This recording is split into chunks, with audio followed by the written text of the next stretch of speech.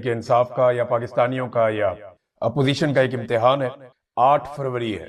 आज से 2 साल पहले पाकिस्तानियों का मैंडेट छीन लिया गया था। देखिए, पाकिस्तानियों के साथ ये वारदात कोई पहली दफा नहीं हुई। एस्टेब्लिशमेंट हमेशा गेम डालती रहती है, हमेशा कुछ ना कुछ करती रहती है, लेकिन इस बड़े पैमाने पर धांधली की माजी में कोई मिसाल नहीं मिलती। एस्टेब्लिशमेंट 19-20 तो करती रहती है, यानी एस्टेब्लिशमेंट के पास अपने 10-15 बंदे होते हैं, वो उन्हें जितवा देते हैं, फिर जिसकी भी हुकूमत बन रही होती है उसको तोहफे में दे देते हैं, और इस तोहफे के बदले में हुकूमत के साथ ताल्लुकात इस्तवार करके अपने मामलात कंट्रोल करते रहते हैं। लेकिन इस मर्तबा एस्टेब्लिशमेंट ने उल्टा काम किया, उन्होंने जीतने वालों को हरा दिया। हमेशा एस्टेब्लिशमेंट डील करती है उस पॉलिटिकल पार्टी के साथ जिसके आने के इम्कानात ज्यादा होते, यानी जब पाकिस्तान तहरीके इंसाफ के आने के इम्कानात ज्यादा थे तो उनकी तवज्जो तहरीके इंसाफ की तरफ थी। 2013 में नून लीग के आने के इम्कानात ज्यादा थे तो उनकी तवज्जो नून लीग की तरफ थी। 2008 में बेनजीर की शहादत के बाद पीपल्स पार्टी के आने के इम्कानात ज्यादा थे तो उस वक्त की एस्टेब्लिशमेंट ने पीपल्स पार्टी के साथ मामला कर दिया था। हमेशा यही होता, लेकिन इस मर्तबा पाकिस्तान तहरीके इंसाफ का तोती बोलता था। 180 नशिस्तों पे 81 नशिस्तों पे 181 थी, ये कामयाब हो रहे थे, लेकिन 17 सीटों वाले को पाकिस्तान का वजीर आजम बना दिया। ये पाकिस्तान की एस्टेब्लिशमेंट ने इतने बड़े पैमाने पर ज्यादती पहली मर्तबा की। ये पाकिस्तानियों के मैंडेट के ऊपर डाका है, पाकिस्तानियों के वोट की पर्ची की तौहीन है, और पाकिस्तानियों की इज्तिमाई दानिश को बंद कमरों के फैसले में इन्होंने बूटों के तले रौंद दिया। पाकिस्तानियों की बेइज्जती की चंद लोगों ने बंद कमरों में बैठ के, जिनमें आसिम मुनीर साहब सरे फहरिस्त हैं। अब एक मरतबा फिर आज इम्तिहान है, पहिया जाम हड़ताल का इन्होंने ऐलान किया पाकिस्तान तहरीके इंसाफ ने, और ये उनकी पहली ऐसी कोशिश है जिसमें वो मुल्क बंद करने जा रहे हैं। इससे पहले इस किस्म की कोई कोशिश इस तहरीक में पाकिस्तान तहरीके इंसाफ ने नहीं की। शाम तक सूरत हाल वाज़ेह हो जाएगी और मैं अगले वीलॉग में आपको बताने के काबिल होऊंगा कि पाकिस्तान तहरीके इंसाफ किस हद तक कामयाब हुई, और अगर नहीं हुई तो किस वजह से नहीं हुई, और अगर तो इन्हें कामयाबी मिलती है तो ये एक बहुत बड़ा एतमाद इन्हें मिलेगा। एस्टेब्लिशमेंट को घबराहट तारी हो जाएगी और उसके बाद एस्टेब्लिशमेंट को कोई और रास्ता इख्तियार करना पड़ेगा। पाकिस्तान तहरीके इंसाफ का दबाव बढ़ जाएगा और उनको ये समझ आ जाएगी कि हम मुल्क बंद कर सकते हैं मुस्तकिल तौर पे भी, और फ्यूचर में वो इस प्लान को मजीद रिफाइन कर सकते हैं। अगर कामयाब नहीं होते तो फिर इन्हें सीखना पड़ेगा, दोबारा नई हिकमत अमली बनानी पड़ेगी और ज्यादा मेहनत करनी पड़ेगी। देखिए, इमरान खान ने और कोई रास्ता छोड़ा ही नहीं है लड़ाई के अलावा। इमरान खान ने कोई डील लेने से इनकार कर दिया। अभी हाल ही में दोबारा उन्हें डील ऑफर हुई है, लेकिन इमरान खान साहब डील ले नहीं रहे। देखिए, वजूहात आपको समझनी पड़ेगी। नंबर एक ये है कि एस्टेब्लिशमेंट को ये बात समझ आना शुरू हो गई है कि जितना मर्जी मारो, ये इमरान खान का जिन बोतल में बंद नहीं कर सकते। जो मकबूलियत का जिन है इमरान खान की, जैसे नौजवान उनके साथ खड़े हो गए हैं, ये इसको खत्म नहीं कर सकते। अभी एक पागलपन वाला इन्होंने कुछ अर्सा पहले फैसला किया कि हम 25 साल तक वोटर की तादाद को ले जाएंगे। इन्हें बताया गया उससे भी ज्यादा फर्क नहीं पड़ेगा। आप जेनजीज की एक तादाद को बीच में से निकाल देंगे तो बाकियों का आप क्या करेंगे? जो इससे पहले वाली जनरेशन है, जनरेशन वाई, उसका आप क्या करेंगे? जो 80 की दहाई में लोग पैदा हुए, 90 की दहाई में पैदा हुए, उनका आप क्या करेंगे? या उससे पहले वालों का आप क्या करेंगे? ये और ज्यादा रिएक्टिव हो जाएंगे और ज्यादा आप मुसीबत में पड़ जाएंगे। इनको ये बताया गया। फिर एस्टेब्लिशमेंट को ये समझ आ गई कि ना मईशत चलती है, ना मुल्क चलता है, ना फैसले हो सकते हैं, ना इज्जत ही बचती है। तो ऐसी सूरत हाल में क्या करें? तो इमरान खान को अंगेज तो करना पड़ेगा। दूसरा, देखें, एक और बहुत सीरियस इशू है जिसको हम डिस्कस नहीं करते नॉर्मली। इमरान खान ने ना रास्ता छोड़ा कोई नहीं अपोजिशन के लिए, यानी वो अगर डील ना करे तो क्या फायदा? सारी अपोजिशन फर्ज करें डील कर ले और इमरान खान ना करे तो क्या फायदा? क्योंकि इमरान खान डील करेंगे तो फिर एस्टेब्लिशमेंट जीतेगी, अदरवाइज उन्हें शिकस्त रहेगी और पाकिस्तान की अवाम जो है वो टक्कर देती रहेगी। क्योंकि अवाम इमरान खान के साथ खड़ी है, वो किसी और के साथ तो खड़ी नहीं है। इमरान खान जिसे आगे करता है लोग उसके साथ खड़े हो जाते हैं। तो एक अदम एतमाद है मौजूदा निजाम पे और हुकूमत पे, वो ठीक नहीं हो रहा मामला। फिर डोनाल्ड ट्रंप जो इस हुकूमत का माई बाप बना हुआ है, हम सब जानते हैं, जिस तरह शहबाज शरीफ साहब उनके जूते पॉलिश करते हैं, शू शाइन बॉय का एक इंटरनेशनल उनको खिताब भी मिला। जैसे आसिम मुनीर साहब डोनाल्ड ट्रंप को पसंद है, मेरा फेवरेट फील्ड मार्शल है, वो ये कहते। तो ये तो माई बाप बना हुआ था पाकिस्तानी सरकार का, मौजूदा रजीम का। अब वही आदमी खतरा बन गया है। मैं कई महीनों से आपको ये बता रहा हूं कि डोनाल्ड ट्रंप से ये जिस किस्म के वादे करके आ गए हैं, या जिस किस्म की कमिटमेंट्स इन्होंने डोनाल्ड ट्रंप को दे दी हैं, जैसी इन्होंने डोनाल्ड ट्रंप को यकीन दहानियां करवा दी हैं, ये कोई इतना आसान नहीं होगा उन अहदाफ को पूरा कर देना।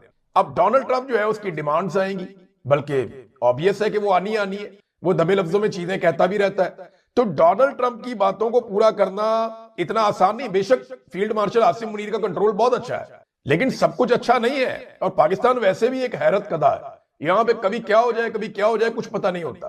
किस लम्हे लोग किस तरफ चल पड़े, किस जगह पे कौन खड़ा होकर क्या हरकत कर दे, ये किसी को आइडिया भी नहीं होता। तो इतना आसान भी नहीं होता चीजें करना। तो डोनाल्ड ट्रंप को मैनेज करते करते प्रेशर बहुत ज्यादा बढ़ना शुरू हो गया। इमरान खान को टैकल इन्हें करना पड़े। ये जो मर्जी कर ले, जहां मर्जी चले जाए, इनको अडियाला जेल में जाना पड़ेगा। और अब कुछ इतलात आ रही हैं मुतजाद किस्म की कि अडियाला जेल के दरवाजे से कुछ लोग गुजर के अंदर की तरफ गए और उन्होंने अंदर जाने के बाद कुछ ऑफ द रिकॉर्ड बातें की हैं। और वो बातें अभी चेमगोइयां हो रही हैं शहर इक्तदार में और इस्लामाबाद, रावलपिंडी के मुख्तलिफ हलकों में इस किस्म की खबरें गर्दिश कर रही हैं कि शायद एंगेजमेंट की कोशिश की गई। लेकिन ये खबरें याद रखिएगा हर उस मौके पर आ जाती हैं जब एहतजाज की कोई कॉल चल रही होती है, उसके अलावा नहीं आती। तो अगर कोई संजीदगी होगी तो पता चल जाएगा। अदरवाइज इमरान खान साहब तो डट कर खड़े हैं। वो अब तक उन्होंने एब्सोल्युटली नॉट कहा है, वो किसी किस्म की डील के लिए ज़हनी तौर पे तैयार नहीं है। नादरीन, जो दहशतगर्दी का मामला अफसोसनाक हुआ इस्लामाबाद में, उस हवाले से जो डेवलपमेंट्स है मैं आपके सामने रखता हूं। नंबर एक तो आपका जो इंफॉर्मेशन मिनिस्टर है पाकिस्तान का, उसने कहा हुकूमत के पास कोई गैब का इल्म नहीं है कि हमलों का पहले से पता लगा लिया जाए। भाई फटे मूवी, यानी हुकूमत के पास कोई गैब का इल्म नहीं है कि पहले से पता लगा लिया जाए। तो दुनिया भर की एजेंसियां दहशतगर्दी के वाकयात को होने से पहले कैसे रोकती हैं, कैसे रोकती हैं? या आपकी जो एजेंसियां हैं वो कई दहशतगर्दी के वाकयात को रोक भी तो लेती हैं, तो उन्हें कैसे रोकती हैं? क्या उनके पास गैब का इल्म है? बेशुमार आपके पास टाउट लगे फिरते हैं जिनके पास गैब का इल्म है। वो पहले ही बता देते हैं कि अदालत ने कल क्या फैसला देना है। गायब का इल्म है ना उनके पास। वो पहले ही बता देते हैं कि अब कौन गिरफ्तार होगा, किसके लिए जमीन तंग की जाएगी। वो पहले ही बता देते हैं कि किसकी जबाबंदी की जाएगी। वो पहले ही बता देते हैं कि अब कौन सा जज फारिग होने वाला है, कौन से नया कानून बनने वाला है। ये गैब का इल्म नहीं है तो और क्या है? उनको पहले से कैसे पता चलता है? एजेंसियों का काम ये होता है। ये इंटेलिजेंस एजेंसियां हैं, कोई ट्रेवल एजेंसियां नहीं है। इन्होंने पहले से पता लगाना होता है और इनके पास ऐसे सोर्सेज होते हैं, ह्यूमन रिसोर्स होते हैं और बहुत सारे सोर्सेज होते हैं। इनको टेक्नोलॉजीज अलग अलग किस्म की दुनिया भर की लेकर दी हुई है और इनकी कमांड है पूरे मुल्क के ऊपर। हर कैमरे के ऊपर इनकी कमांड है, कंट्रोल है। हर मोबाइल फोन के डाटा तक इनकी कंट्रोल है। तो जितना कंट्रोल इनके पास है, इंटरनेशनली बहुत कम एजेंसियों के पास इतनी सहूलत होती है जो पाकिस्तान की तरफ ने इनको हर चीज दे दी है। यानी ब्यूरोक्रेट्स तक का फैसला तो ये लोग करते हैं, वेटिंग एजेंसी तक तो इनको बना दिया है कि ये फैसला करेंगे कौन ठीक है कौन गलत है। और ये शहबाज शरीफ साहब ने किया था, मैंने इसके ऊपर एक वीलॉग भी किया था। तो ये इंटेलिजेंस एजेंसियां हैं, इनका काम ही ये होता है कि कोई वाकया होने से पहले उसको रोकना। मोहसिन नकवी साहब ने देखे एक दावा किया, उन्होंने कहा कि जी 99 वाकयात रोकते हैं तो एक हो जाता है, यानी ज्यादातर वाकयात को हमारी एजेंसियां रोक लेती हैं। एक तो ये एग्जैजरेशन है, बढ़ा चढ़ा कर बयान कर रहे हैं। मैं इस बात से बिल्कुल इत्तफाक करता हूं कि हमारी एजेंसियों ने कई वाकयात जो दहशतगर्दी के हो सकते थे उनको रोका।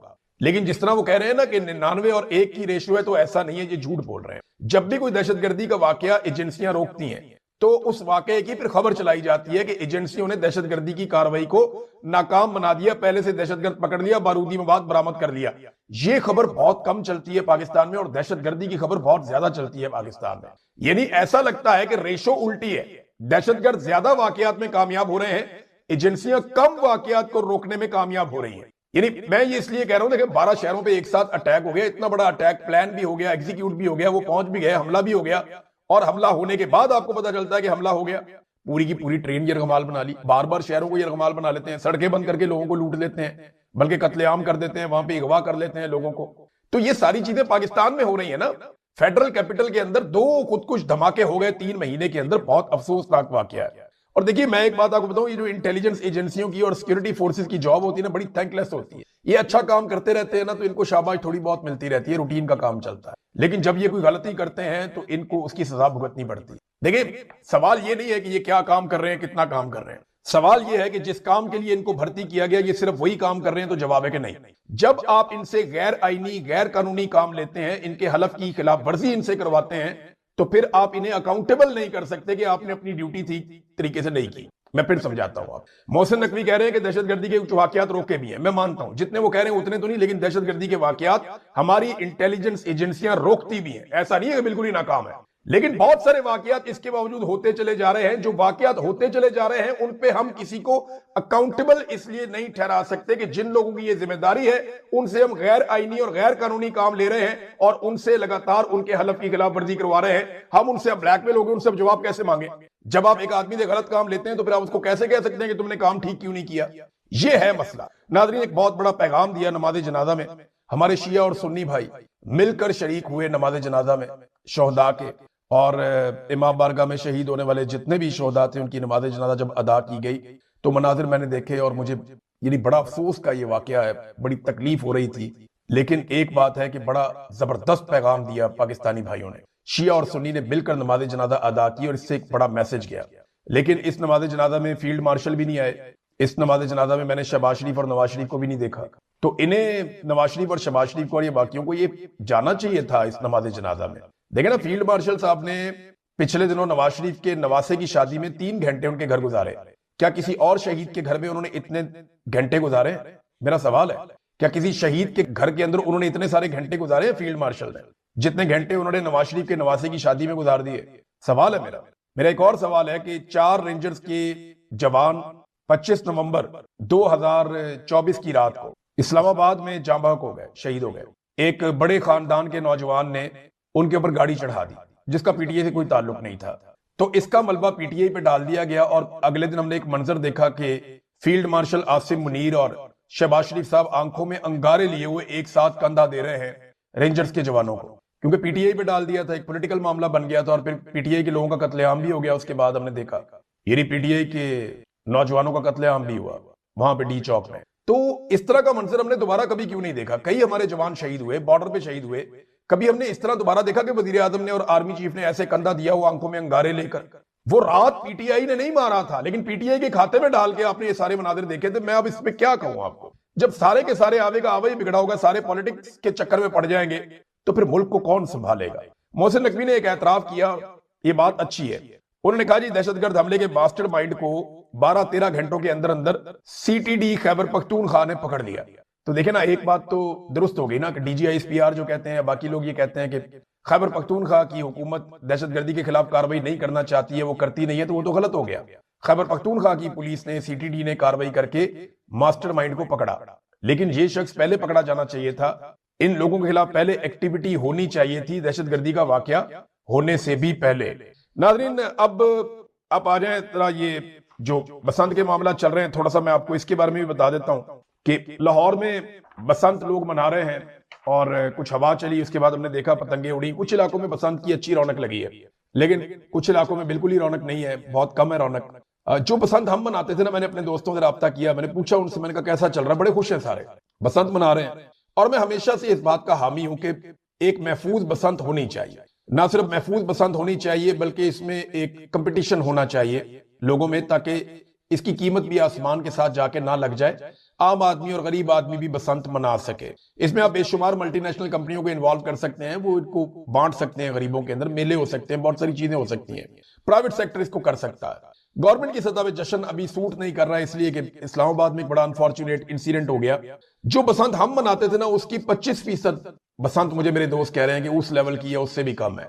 हो सकता है आने वाले सालों में अच्छी हो जाए, और मैं उम्मीद करता हूं ये अच्छी होनी चाहिए, किसी भी हुकूमत हो। ये फेस्टिवल बड़ा शानदार है, इसको करवाना चाहिए, लोगों को खुशी मनाने का मौका मिलना चाहिए। कोई भी हुकूमत हो, उसे करवाना चाहिए। पाकिस्तान तहरीक इंसाफ की हुकूमत ने ये फैसला किया था, वो ये करवाने लगे थे।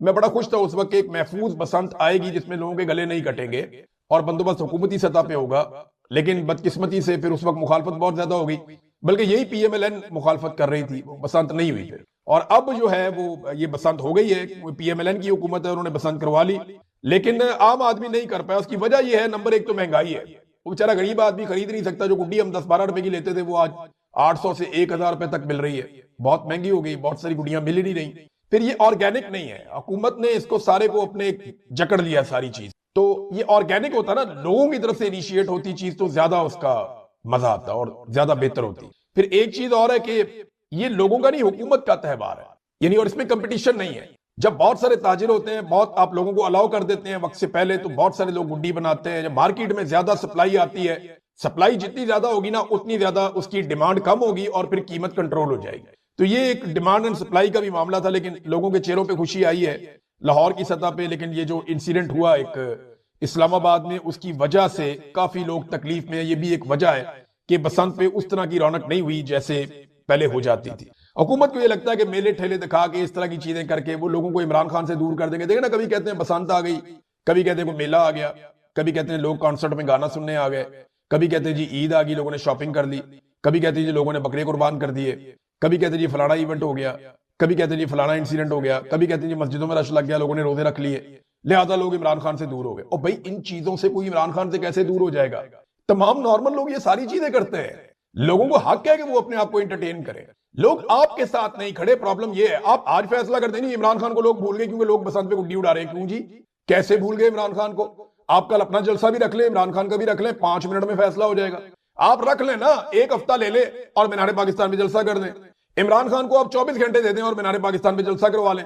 आप 1 हफ्ते की मेहनत अपनी एक तरफ कर दें और इमरान खान को 24 घंटे दे दें, आपको जमीन आसमान का फर्क पता चल जाएगा।